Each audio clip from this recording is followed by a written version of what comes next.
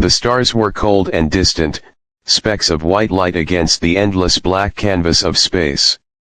High Commander Kale stood on the bridge of the Iron Vengeance, looking out the massive viewing window. He was a tall being with gray skin and red eyes, wearing the shiny black armor of the Zentarian Empire. For centuries, the Empire had ruled this part of the galaxy. They were strong, they were advanced, and they were cruel. But today, the air on the ship felt heavy. It felt wrong. Kale turned away from the window and walked toward his command chair. The bridge was quiet except for the low humming of the engines and the beeping of computer consoles. Aliens from different species sat at their stations, working hard. They were checking data and monitoring the borders. But there was a nervousness in their movements today. "Report," Kale said. His voice was deep and echoed in the large metal room. The communication officer was a young alien named Vrax. He looked at his screen with wide eyes. His green skin looked pale. "Sir, I still cannot reach the Imperial core," Vrax said. His voice shook a little. "I have sent many signals. There is no answer. It is just silence." Kale sat down in his chair. He did not like this. The Imperial core was the heart of their civilization. It was where the Emperor lived. It was where the biggest fleet was stationed. It was impossible for the core to be silent. "Maybe there is a solar storm," Kale suggested. "Check the sensors again." "I have checked them 3 times, sir," Vrax replied. "Space is clear. There is no storm. The signals are just disappearing. It is like the core is not there anymore." A cold feeling went down Kale's spine. The Empire had many enemies, but no one was strong enough to attack the core. No one dared.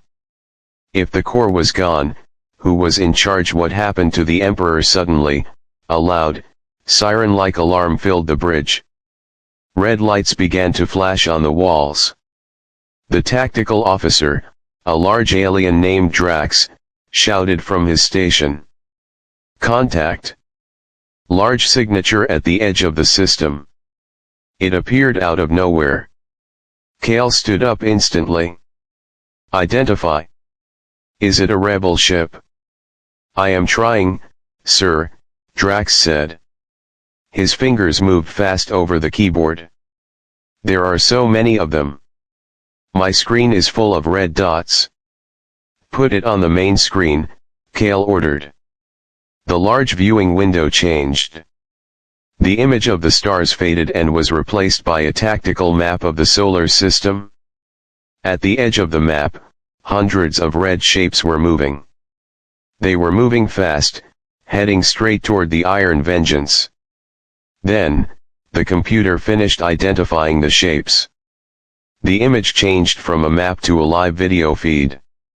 Kale gasped. He saw ships. They were not the smooth, silver ships of the rebels. They were dark, black, and jagged. They looked like sharks swimming in deep water. They had no running lights. They were dark shadows against the stars. "The computer says."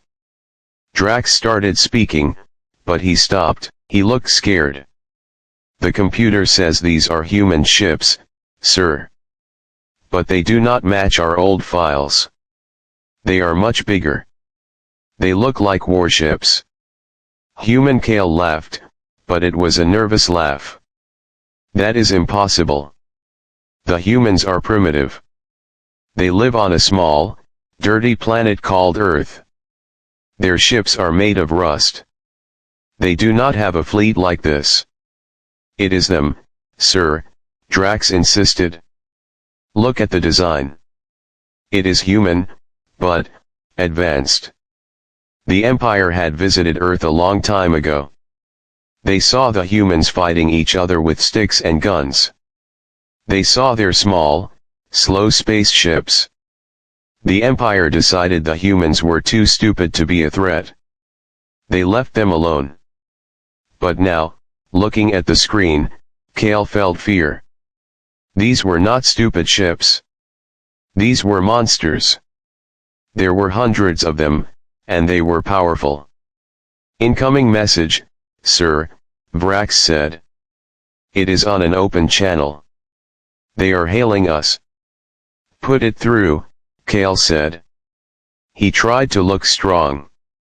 He needed to show his crew that he was not afraid. The main screen flickered again. Then, a face appeared. It was a human male. He looked young, maybe 30 years old in Earth years. He had short black hair and neat, simple clothes. He wore a dark blue uniform with a silver badge. His name tag on his chest said Jin. Captain Jin did not look angry. He did not look excited. He looked calm. He looked at Kale as if he were waiting for a bus, not commanding a warfleet. "I am High Commander Kale of the Zentarian Empire," Kale said loudly. "You are in restricted space. Explain your presence immediately. Power down your engines and prepare to be boarded." Captain Jin raised an eyebrow slightly. He leaned back in his chair. Behind him, Kale could see the bridge of the human ship. It was clean and efficient. There was a woman standing next to Jin. Her name was Sue. She was looking at a tablet and then nodded at Jin. They worked together smoothly. "High Commander Kale," Jin said. His voice was clear and easy to understand. "We are not here to power down. And we are certainly not here to be boarded. You have no right to be here." Kale shouted. "Do you know who we are? We are the Empire. One word from me, and we will destroy you." Jin looked at someone off-screen for a second, then looked back at the camera. A small smile appeared on his lips. It was not a mean smile. It was a smile of pity. "Kale," Jin said softly. "Look at your sensors again. Look for the Imperial core." Kale looked at Vrax. Vrax shook his head. The line was still dead. "You see," Jin continued. "The core is gone. The Emperor is gone. The Imperial Palace is dust." "You lie!" Kale yelled. He grabbed the armrests of his chair. "The Empire is eternal." "No," Jin said. His voice became hard, like iron. "It is not. We destroyed it an hour ago. We took it down without losing a single ship. The Empire has crumbled without a trace. You are just a remnant of the past." The bridge of the Iron Vengeance was silent. The crew members looked at each other with horror. The humans, the weak, primitive humans, they destroyed the core. It seemed impossible. But looking at Captain Jin's eyes, Kale knew he was telling the truth. "Why are you telling me this?" Kale asked, his voice quiet now. "We are not monsters," Jin said. "We do not kill for fun. But we will not let the Empire hurt us ever again. We are here to clean up the mess." Jin leaned closer to the camera. The calmness in his eyes was terrifying. "This is your only chance, Kale. Stand down. Surrender your ship and your fleet. Join the new galaxy order. Or, stay and fight, and be swept away with the rest of the history." The screen went black. The transmission ended. Kale sat in the silence. Outside the window, the massive black human ships moved closer. Their weapons glowed with a faint blue light. They were not moving randomly, they were moving with perfect coordination. The day the Empire crumbled had arrived, and the panic was just beginning. High Commander Kale did not like to feel afraid. Fear was for the weak. Fear was for the species the Empire had conquered. But as he looked at the black screen where Captain Jin's face had been just seconds ago, a cold feeling sat in his stomach. The human's words echoed in his mind. The Empire has crumbled without a trace. Kale gripped the armrests of his chair until his knuckles turned white. He looked around the bridge. His crew was waiting for his orders. They looked at him with wide eyes. If he showed fear now, the crew would panic. The Empire relied on strength. It relied on the belief that they were the strongest power in the universe. "Vrax," Kale said, his voice shaking slightly. "Is the fleet still there?" "Yes, sir," Vrax answered. "They are not moving. They are just sitting there. Waiting." Kale stood up. He straightened his back and puffed out his chest. He had to believe in the Empire. The humans were lying. They had to be lying. Maybe they destroyed a small station, but the core impossible. "It is a trick," Kale shouted. "It is a lie to make us surrender. They are primitive. They cannot defeat us." He turned to the tactical station. "Drax, launch the interceptors. Send the 9th Wing. Tell them to destroy the human flagship. Teach them a lesson." Drax looked surprised for a second, but then he smiled. Drax liked to fight. "Yes, sir." Launching interceptors. On the outside of the Iron Vengeance, large bay doors opened. 50 small, silver ships flew out. These were the Imperial interceptors. They were fast and agile. They had the best pilots in the fleet. One of the pilots was a young alien named Mako. Mako had been waiting for this moment. He had heard stories about humans. He heard they were weak and slow. He flew his ship forward, his engines glowing bright blue. "This is Blue Leader," Mako said over the comms. "Target the big black ship. Let us burn them." The interceptors flew toward the human fleet in a sharp V-shaped formation. They charged their laser cannons. The green lights of their weapons glowed in the darkness. They expected the human ships to run. They expected the humans to be scared. But the humans did not run. On the bridge of the Terra's Vengeance, Commander Sue stood next to Captain Jin. The room was calm. No one was running. No one was shouting. It was very different from the chaotic bridge of the Imperial ship. Humans worked quietly and efficiently. Commander Sue watched a large screen that showed the 3D map of the battle. "The Imperial interceptors are closing in," she said. "Speed is high. They are targeting us, Captain." Captain Jin took a sip of water. He did not look up from his tablet. "Let them come. No need to maneuver yet." "Sir," a young officer at the back asked. "They are firing." Outside, green lasers shot from the interceptors. They hit the black armor of the Terra's Vengeance. But nothing happened. The lasers splashed against the dark metal like water on a rock. There were no explosions. There were no ripples. "Their energy shields are not active," the young officer said. "They are just tanking the hits on their armor." "I know," Commander Sue said softly. She tapped a few buttons on her screen. "Focus forward batteries. Prepare kinetic rounds." On the bridge of the Iron Vengeance, Kale watched the battle with a smile. "See," he said. "Our lasers are hitting them. Their defenses are failing." "Sir," Vrax said, sounding confused. "The lasers are not causing damage. The ship is just absorbing the energy." Before Kale could answer, the black ships moved. It was not a slow turn.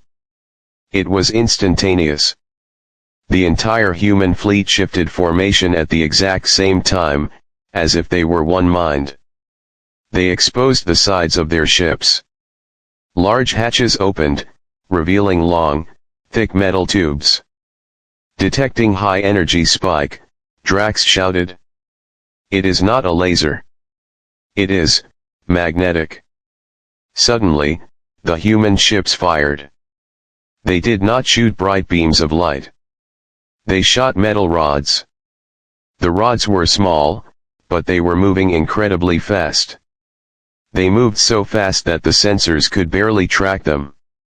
The sound of the weapons was not a zap, but a deep, thumping boom that vibrated through space. The metal rods hit the Imperial interceptors. The interceptors had energy shields. Usually, shields stopped lasers. But the metal rods were physical objects. They were moving so fast that they passed right through the energy fields. Mako, the pilot, saw a flash of light in front of him. He tried to dodge, but he was too late. A metal rod hit his ship. There was no time to scream. The interceptor crumbled instantly. It turned into a cloud of dust and metal debris. One by one, the interceptors fell. The humans did not miss. Every single shot hit its target. "What is happening?" Kale stood up, his smile gone. "Why are our shields not stopping them?" "They are solid projectiles, sir," Vrax yelled. "Railgun technology, they are bypassing the shields and hitting the hull directly. We are losing the ninth wing." In less than 2 minutes, 50 Imperial interceptors were destroyed. The debris floated in the space between the two fleets. On the Terra's Vengeance, Commander Sue nodded. "Threat eliminated.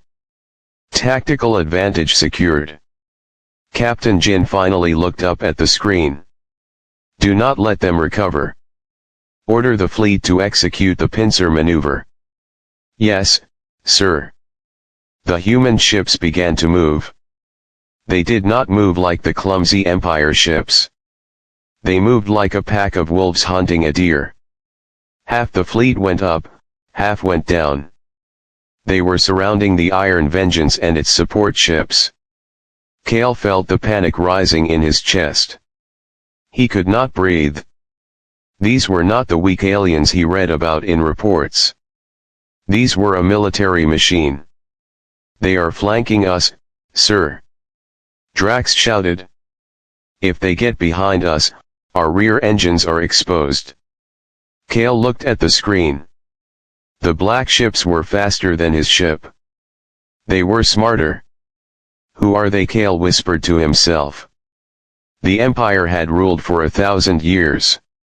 They thought they knew everything about the galaxy. They thought they were the kings. But looking at the tactical map, Kale realized the truth. They were not the kings. They were the dinosaurs, and the meteor had just arrived. The humans were not fighting for territory. They were fighting to win. "Prepare for impact," Commander Sue said on the human bridge. The human fleet aimed their main guns at the Iron Vengeance. The lights on the Imperial bridge flickered as the energy built up.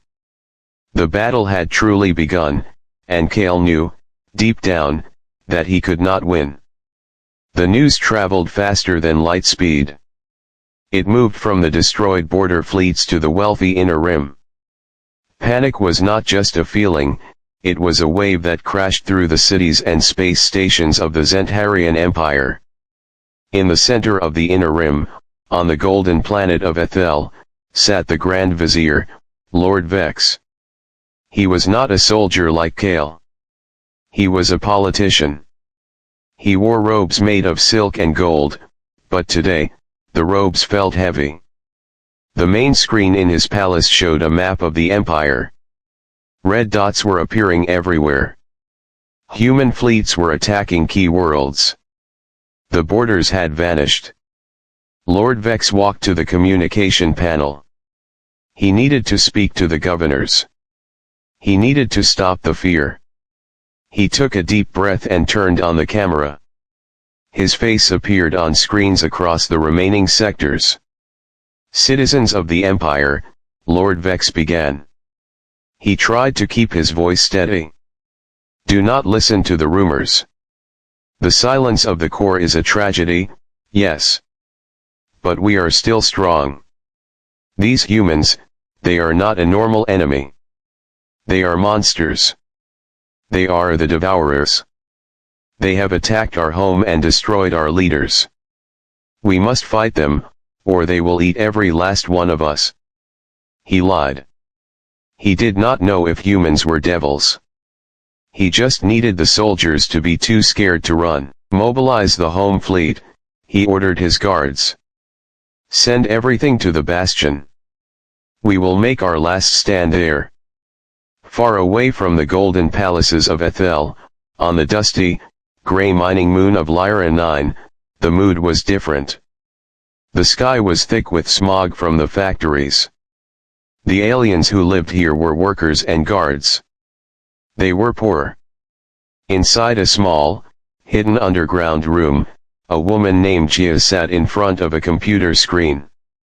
Gia was a human. She had been living on Lyra 9 as a slave for 5 years. The Empire thought she was just a worker, digging in the mines. But she was not just a worker. She was a hacker. We are ready, a voice behind her said. It was another human, a young man named Tay. He held a stolen plasma rifle. Good, Gia said. Her fingers flew across the keyboard. She looked tired, but her eyes were sharp. The Empire is weak right now. Their commanders are fighting each other. The guards are scared. Are we going to attack the guards? Tay asked. No, Gia smiled. It was a dangerous smile. We are going to tell them the truth. Gia pressed the enter key. She hacked into the local Imperial broadcast channel. The alarms in the guard tower stopped their siren noise and changed to her voice.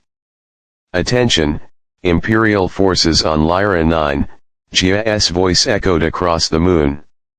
This is Gia of the Human Resistance. You have been told that the humans are monsters. You have been told we destroyed the core out of madness. That is a lie. In the guard tower, an alien captain named Zog froze. He listened to the voice. We are not monsters, Gia continued. We are your wake-up call. The core is gone because the Empire was weak. We are here to end your rule, not to eat you. Look up. Zog looked out the window. Above the thick clouds, the sky was glowing. Not with stars, but with fire. Ships were breaking through the atmosphere. They were drop ships. Mayday! Zog screamed into his radio. We are under attack. Open the gates. Gia shouted to Tay. Outside the bunker, Tay and a dozen other humans ran out. They wore clothes that were patched up, but they moved like soldiers. They used explosives to blow the locks off the main gates of the mining complex. The alarms blared loudly. But the real attack came from the sky. 3 large drop ships landed in the center of the mining colony. The dust flew everywhere, blinding the alien guards. The guards hid behind their barricades. They fired their green plasma rifles into the dust, hoping to hit something. Shoot! Shoot before they come out! Zog yelled. He was shaking. He had fought rebels before. They usually ran away or hid in caves. But these ships did not look like rebel ships. They looked like iron coffins. The ramps of the drop ships hit the ground with a heavy thud. From the dust, figures emerged. They were huge. They were not thin humans like the guards expected. They were encased in thick, black power armor. The armor was bulky and covered in sensors. It stood nearly 8 feet tall. Leading them was Sergeant Bay. Sergeant Bay walked slowly. His heavy metal boots cracked the ground under him. He did not run. He did not take cover. He just walked toward the barricade. Fire! Zog ordered. 50 plasma rifles shot at the same time. The green beams hit Sergeant Bay and his squad. The aliens expected to see the humans fall. They expected to see blood and screaming. Instead, the plasma beams hit the black armor and faded away. The armor had energy shields and thick plates that absorbed the heat. Sergeant Bay did not even slow down. "Target the barricade," Bay said over his comms. His voice was calm and mechanical through the suit's speakers. He raised his right arm. He was not holding a small rifle. He was holding a massive rotary cannon. It spun up with a high-pitched whine. Brrrrrrt. The sound was deafening. The bullets tore through the air. They smashed through the alien barricade like it was made of paper. Zog watched as his cover exploded. Debris flew everywhere. The guards next to him were thrown back by the force. The aliens stopped shooting. They looked at the walking tanks coming out of the dust. They realized they had made a mistake. They had treated the humans like cattle, easy to control and easy to kill. But they were wrong. The cattle had grown fangs. The cattle had become the wolves. Sergeant Bay stopped in front of Zog. The alien captain dropped his weapon and fell to his knees. He looked up at the black helmet. He could not see Bay's face, only the dark, reflective visor. "Please," Zog begged. "Do not kill me." Bay looked down at him. "Surrender," Bay said. "And you will live. Resist, and you will be dust." On the other side of the moon, the holographic message from Geo was still playing. The truth was out. The Empire was crumbling, not from the outside, but from the inside. The humans were already here. They were stronger, faster, and much, much angrier than anyone ever imagined. The panic that Lord Vex tried to hide was now real, and it was standing on the doorstep of every Imperial world. The silence that followed the fall of the bastion was heavier than any explosion. In the vast darkness of space, the massive Imperial ships were drifting. Their engines were cold. Their lights were off. The once proud navy of the Zentarian Empire was now just a collection of floating metal ghosts. On the bridge of the Terra's Vengeance, Captain Tay stood with his hands behind his back. He was looking out the main view screen. The stars were shining brightly, but his eyes were on the defeated ships. Thousands of enemy vessels floated around the human fleet. They had surrendered. It was a total victory. Tay thought about the stories his grandfather used to tell. Stories about Earth. About how humans fought each other for centuries over small pieces of land. Now, they commanded the stars. They did not fight for land anymore. They fought for their future. "The signal is ready, sir," a young communications officer said. Her name was Min. She looked nervous, but she was working hard. "We can broadcast to the whole galaxy now." Captain Tay nodded. "Connect me to Counselor Yoon.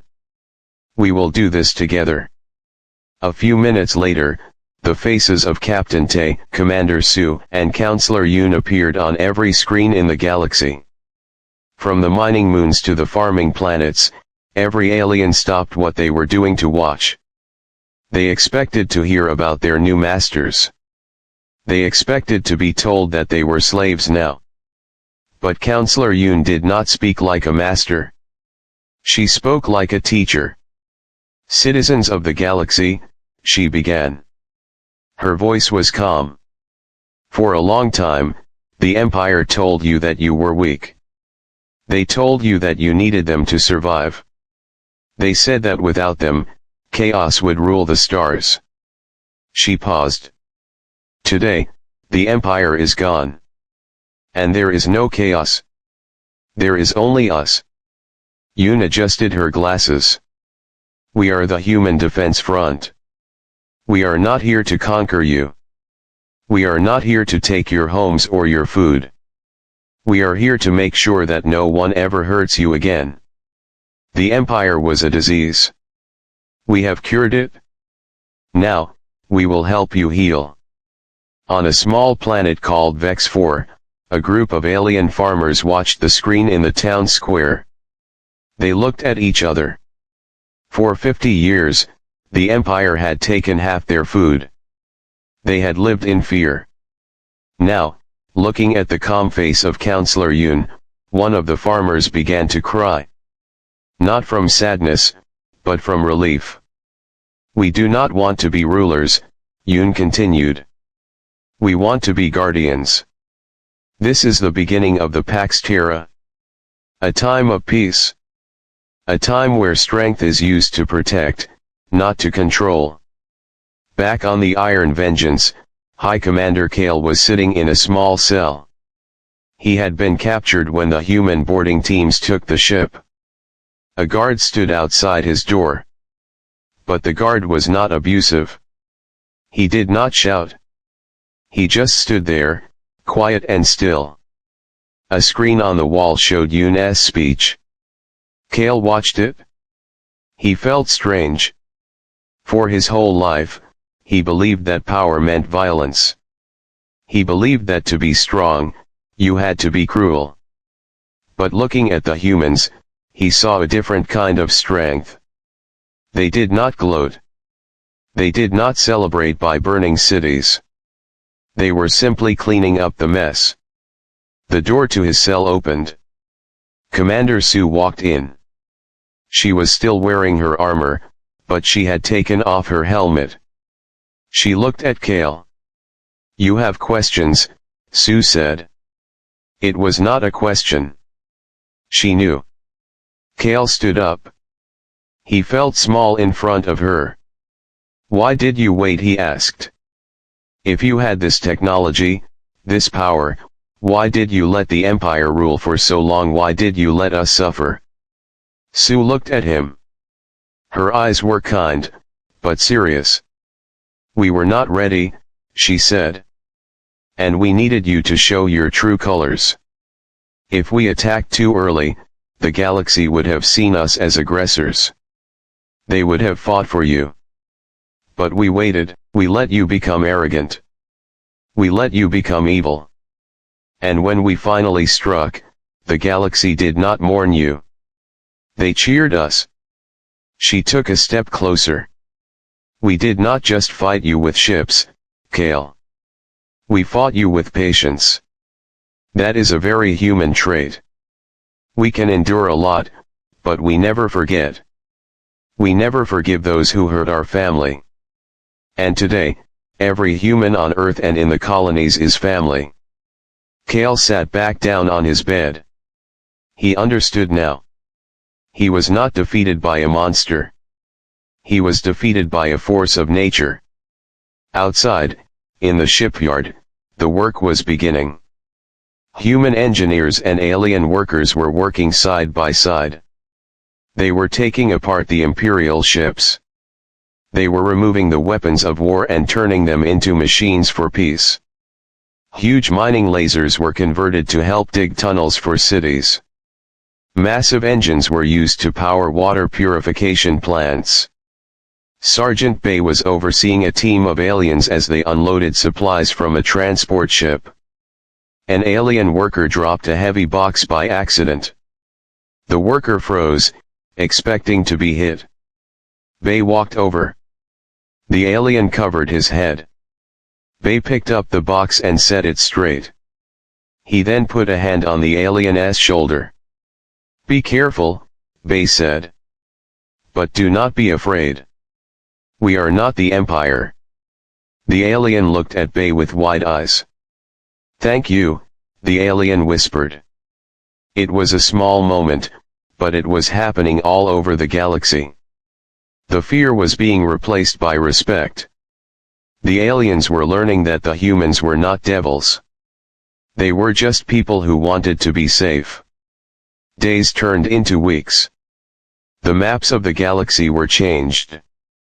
The purple color of the Empire was gone. It was replaced by blue, representing the human alliance. Captain Tay stood on the bridge of the Terra-S Vengeance one last time before they moved to a new station. Counselor Yoon walked up to stand next to him. "It is done," she said quietly.